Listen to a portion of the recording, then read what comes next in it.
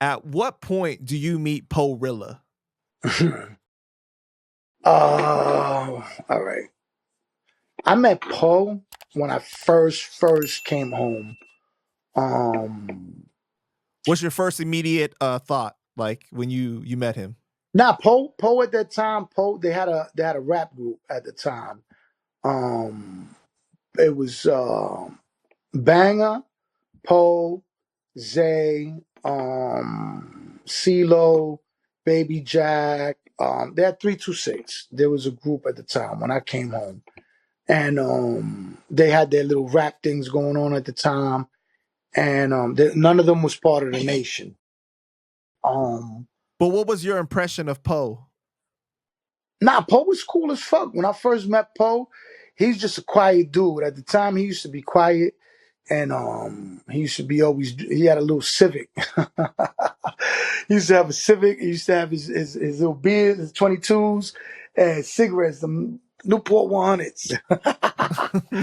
And I don't know, it was just some bugged out shit. Like, you know what I mean? Like, we met, whatever, and we started talking, and I kept bumping into Poe. So we would be always talking shit. And then one day, I don't know how the conversation came up, where I was staying at or whatever. Oh, my girl, something about that. He was like, "Oh, that's your girl." He's like, "We family. Her aunt is married to my uncle, and we sold them. They sold the house to my in-laws when they moved to Chile. When Poe did the move to Chile, when they sold the house out here in Long Island, they sold Right. it to my in-laws. So my in-laws were from Queens. They moved out here to Long Island to that house when Poe's parents and took Poe and them when he was a kid to Chile.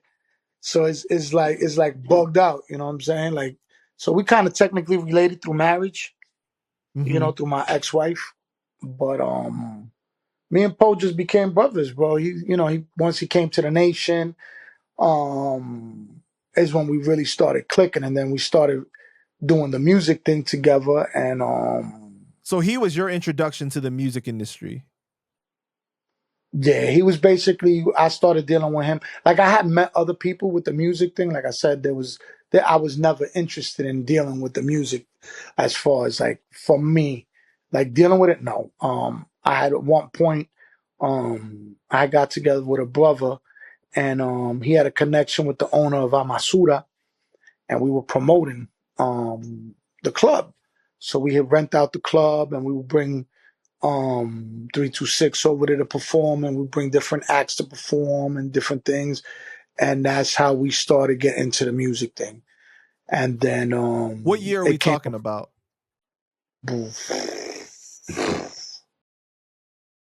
Oh, damn, that I'm not even gonna be able to exact years. When I started promoting, I believe this was, I want to say like 90, probably like 97, 90, but this right after Tone went to jail. So it was like 98, 97, 98. Okay.